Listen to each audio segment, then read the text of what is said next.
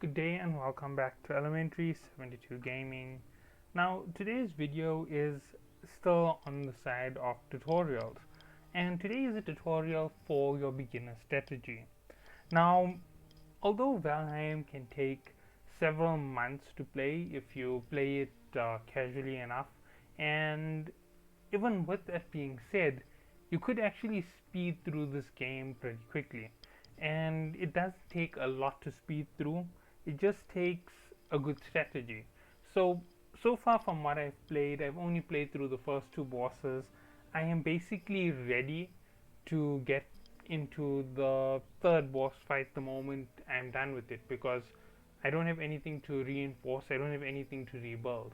So the moment I get into the swamp and I collect my iron and I upgrade to iron armor, iron weapons, and everything within the iron limit, that is going to determine where I move in the next set of the game.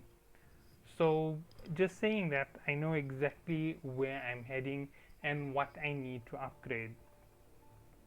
But on that same note, a lot of people who play the game aren't going to have that much of an easy time setting things up.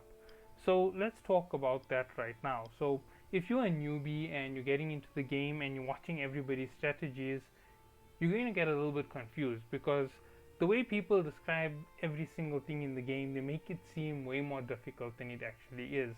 Although it can be that difficult if you play incorrectly or if you make a mistake, it's quite simple.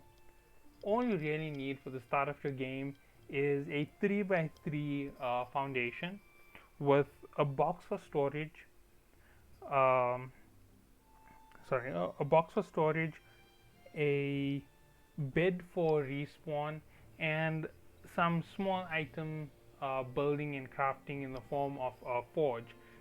Not forge, sorry, a crafting table. Now, later as you go through the game, you might need a 4x4 because that will house everything that you need in terms of crafting. In a 5x5, you can house all your crafting, your smithy, your sorry, not just your crafting, your smithy, all of that can be housed in a 5x5, along with your bed and a fireplace and a chimney to get out all the smoke. However, there are still things which you're going to need to prepare for moving forward. Like once you have passed the first boss and you start heading in towards getting to the second boss, after your first burial chamber, you're going to have sterling cores. And you're going to need to build up your sterling cores into a kiln and into a forge, not a forge, into a smelter or whatever it's called. But nonetheless, once you have built those two structures, your game is then on the fast track to move forward because you're now going to have access to stronger armor, stronger weapons. And in that same little realm that I'm talking about, you're also going to need to kill some trolls to make a cape. Now, building a full set of troll armor isn't necessary for your progression through the game. You only really need to kill about 5 or 6 trolls and collect the items, because beyond that the trolls don't have much of a purpose when it comes to the gameplay. Once you've started going into the Black Forest and you have enough gear and you've completed your first few crypts and you found your first few copper veins and your first few tin ore stashes and you've smelted it all and you've made your bronze armor set, the only thing that you're going to need is a cape, and that's going to come from the troll cape, and that's going to give you a sufficient amount of armor. Once you are in bronze with the troll cape, you're going to be way more difficult to take out than you would be just on your own. The next thing you want to do is upgrade your pick so that it's at max level. You want to upgrade your shield and you want to upgrade your primary weapon. Then you want to upgrade your secondary weapon. Now, your primary weapon can be an axe, can be a sword or a spear. Your secondary weapon is generally going to be a bow. For most players it is a bow, and I don't know for which player it wouldn't be a bow, but a bow is a very important part of the game. It forms part of a lot of things that you do within the game. It makes a lot of the activities easy, and training up to get your best skills in your bow is one of the important things. Now, when it comes to training up in Valheim, you want to get all your skills to 100 apiece to be the very best that you can be. Now, the easiest way to get your skills up is to train them. So if you have, say for example, a bronze axe, and you go and you cut down a forest, when you have it at level 1, you can maybe cut down about 20 trees and make up about a few levels of XP in a minute. It will last you about 5 minutes in chopping trees for each time using a bronze axe. If you upgrade the bronze axe into the iron age, that will maybe give you about 15 minutes of cutting before the axe goes blunt. If you go all the way to a black iron axe, you most probably will get somewhere close to 30 to 35 minutes on the max level axe that you can get in the game at current. So that is where you're going to go for training up your skills. Now, why would you want to train up your skills beyond the bosses? Well, that is for quick progression through the game should you wish to rerun all the bosses again, seeing how easy they are with max level equipment and max level gear. To be honest, it might be something fun to do. It might be something that you might try to do at a later stage because you want all the trophies for, say for example, your second server, or you don't want to fight anything on the second server. You just want to go and set up a base at the heading of that server. So you just go, you set up a base in the spawn, and you go and you put up all of your totems, so you have all of your abilities at your fingertips. Whew. Okay, so strategy number 1 for facing off, for pulling up your defensive skills, go into the Blackwood Forest. Now you're going to try and wander along the edge, and you're going to find yourself a grey dwarf. Now please try not to go in at night and do this here, because you will end up with a brute and a shaman. They generally will chase you if you do enter in at night, so be very careful about going in at night into the Black Forest. Now the first thing you do is you go and you get the grey dwarfs to chase you. You kill all but one. Now the last one left, you aren't going to kill him. You're going to put away your weapon and you're going to use your block skill. Now every time you block, you're going to blast him back a little bit. So it's block, blast, block, blast, block, blast. You're going to do this here for about 20 minutes with him, and he will die from the block damage. And that is the way that you generally want to do it, to try and improve your block skill. Now if you do it for 5 or 6 minutes at a time, you will see that your skill improves a little by a little for the start. In the end, with higher level gear and more powerful enemies like the goblins, if I'm correct, your block skill goes up way faster. So that is just a piece of advice for when you want to upgrade even quicker. You can do it against more powerful enemies.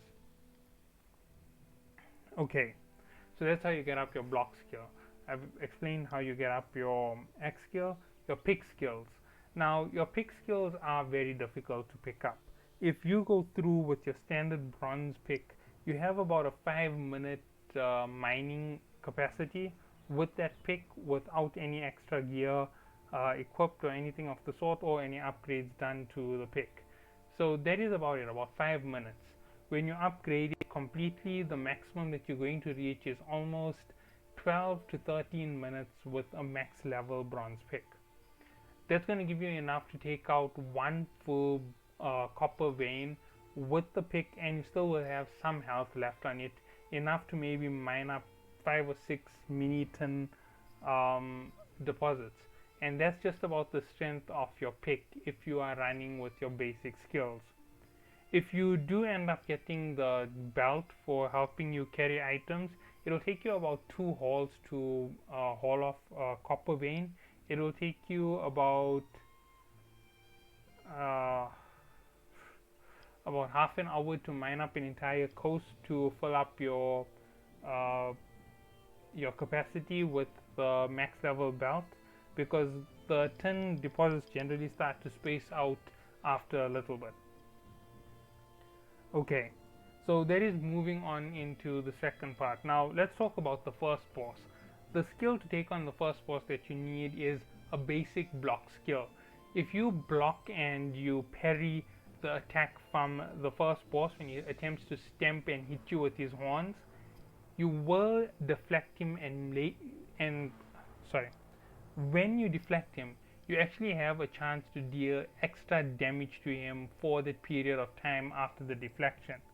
It gives you a chance to inflict more damage on the boss, giving you a chance to get that fight over a little faster. With enough training ahead of time, he is a very simple boss to beat. Okay, the second boss, the Elder. The Elder is also a very simple boss to handle. If you face him off in simple combat directly on the ground, you can outrun him by running around his four pillars which he cannot break and using them as defenses. However, the problem when facing him in his arena is the fact that other enemies have a habit of interfering in your fight. There will be trolls, grey dwarves, and skeletons. The one thing you do not want to do is have to fight him with a bunch of grey dwarves around, which is why I built up my mega base so that I didn't have to deal with ground spawns. There are cheeses through that particular encounter where you don't have to do the crazy amount of building that I did to actually defeat him. Whew, okay, so that's two out of everything that I have to mention. The next thing to mention on the list would be the third boss, Bone Mass. Now I have seen people face off against Bone Mass. I do know what you need to face off against Bone Mass. When it comes to taking on Bone Mass, you are going to have already prepared poison resistance brews. Now that is done through the fermenter or the brewer, which you can only craft with bronze. You will use it to make your poison resistance mead, and this here will then be used to actually buff up your chances against the boss because he does have a poison attack. If you are facing him on the ground, if you are capable of parry him and hit him as fast as possible. Now considering that when you face off against the third boss you should already be in a full metal set of gear, if you are parrying him with the metal shield, you can take a full hit from him into that shield, it won't really hurt you. So if you parry him, you can do a ton of damage.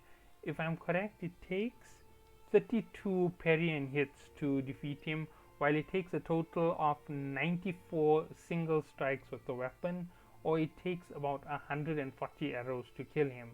Now the 140 is all ground based. If you are facing him from a distance, that figure will most probably go down like my Elder boss go down figure, which was close to 60 arrows. So you might be in the same range to kill the third boss, Bone Mass.